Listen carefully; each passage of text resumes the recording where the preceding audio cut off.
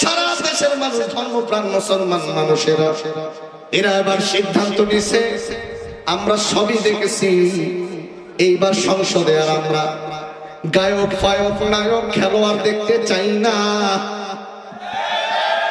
এইবার আমরা সংসদের মুখে কোরআনওয়ালারা, কোরআনের রাহবারদেরকে দেখতে চাই। অনেকটা কাজ এগিয়ে গেছে। আমাদের বাংলাদেশের একজন সম্মানিত ব্যক্তি চরমোনাই পীর সাহেব হুজুর বলছে ঐক্য হবে। জামাতের আমির সাহেব ডক্টর শফিকুর রহমান সাহেব বলছে ঐক্য হবে। খেলাফতের মহাসচিব মামুনুল হক বলেছে ঐক্য হবে। আর যদি একবার ঐক্য হয়ে যায় বাংলার জমিনে, এবার সংসদ ভবন হবে টুপিওয়ালা দাড়িওয়ালা মুসলমানদের সংসদ, কেউ ফেরাতে পারবে না।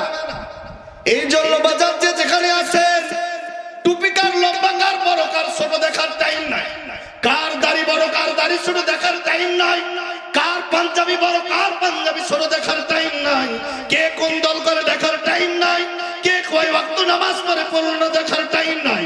আমাদের বর্তমানে একটাই স্লোগান হবে, ঐক্যের মাধ্যমে আল্লাহর জমিনে আল্লাহর দ্বীন ব্যবস্থা, আল্লাহর শাসন ব্যবস্থা, সংসদের বুকে কোরআনের সংবিধান এইবার আমরা চালু করব ইনশাআল্লাহ। কারা রাজি আছেন? তুই হাত তুলে আল্লাহকে দেখায় দাও।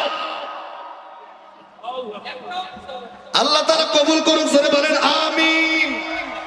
ইনশাআল্লাহ সেই বিজয়ে সূর্য আমরা দেখতে পারছি, সূর্য আমরা দেখতে পারছি, কথা বলেন ঠিক কিনা?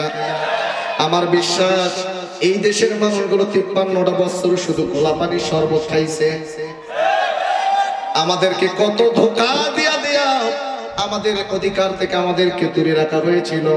আগামীতে এই দেশে ধর্মপ্রাণ মুসলমানেরা আর খোলা পানি খাবে না, আগামীতে খেলে খাবে, কদবেলের শরবত খাবে, কথা বলেন ঠিক কিনা?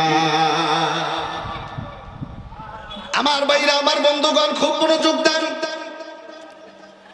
তাহলে এক নাম্বার হলো আল্লাহর কাছে ওই ব্যক্তি প্রিয় যেই ব্যক্তি নফসকে নিয়ন্ত্রণ করতে পারে। আল্লাহর নবীজি ডাকতে বলে ক্বালা রাসূলুল্লাহি সাল্লাল্লাহু আলাইহি ওয়াসাল্লাম আল কাইয়াস মা দানা নাফসাহু আমিলা লিমা বা'দাল মাউতি ওয়াল আজিজ মান আতবা নাফসাহু হাওয়াহু ওয়া তামান্না আলা আল্লাহ, রাওয়াহু তিরমিজি।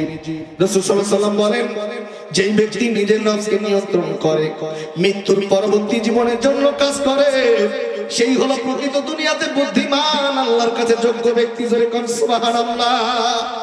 আর যেই ব্যক্তি নিজের নফসের গোলামি করে, নফস চায় ইসলামী আন্দোলনের দিকে যাইও না, নফস বলে আল্লাহর জমিনে আল্লাহর দ্বীন ব্যবস্থা চালু হোক, এটার দিকে যাইও না।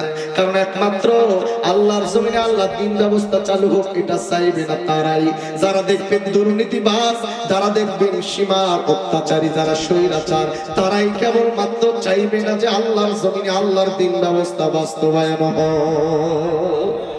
কথা বলেন ঠিক কি না? কিন্তু এইবার না, এবার সবাই চাচ্ছে যে এবার যা হওয়ার হয়েছে